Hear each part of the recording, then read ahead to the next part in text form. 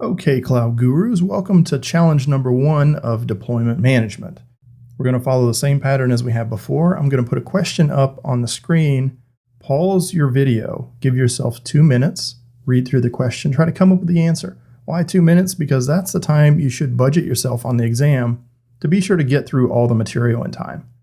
After 2 minutes, resume the video and we'll walk through the answer. Get ready, here comes the question.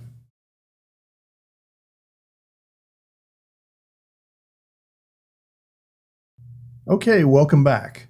So let's look at this question in a little bit more detail. Let's try to figure out what's important here. I would say that the application must remain 100% constantly available is pretty important, even during new deployments. So that's probably going to limit our options a bit. And additionally, we want the upgrade to be as fast as possible so we don't have different versions in production at the same time. So if we consider those our bounds, that's the situation we're trying to address.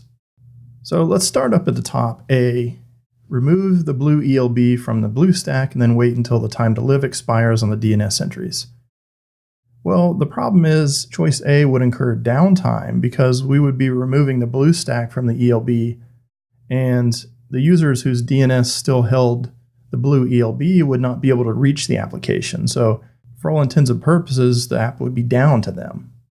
So choice B and D are very similar, so I'm going to hold those out to the side. Let's take a look at the other answers to see, because all we have to do is choose one, and if we can find something in the other answers, we don't have to beat ourselves up over trying to decide whether it's B or D, for example.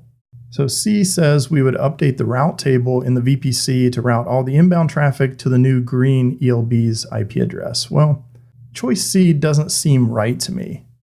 First off, we never want to refer to ELBs by their IP address.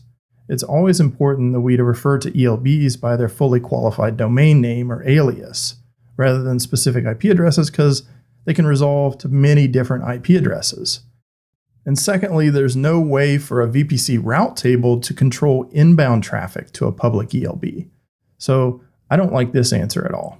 Again, we're going to skip over D for the moment. We'll go straight on to E.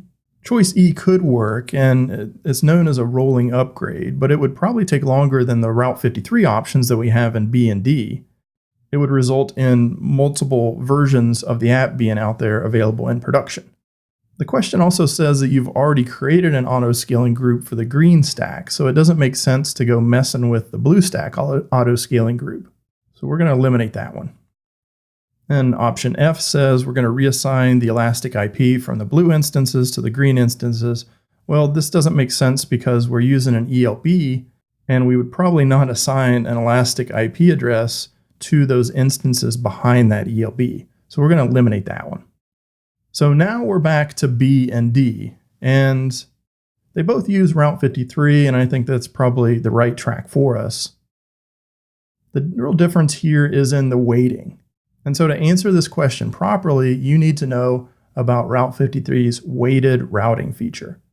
So weighting works by taking the total of all weights for a given DNS name, and then routing traffic based on the ratio each record has of the total. So since choice B would still keep the blue ELB with some portion of the total weight, it would still get traffic. Option D takes care of this by allocating 0 to the blue ELB, and thus stopping all the traffic from going to the blue ELB, and 100% of the traffic would then be going to the green ELB. So the answer is D.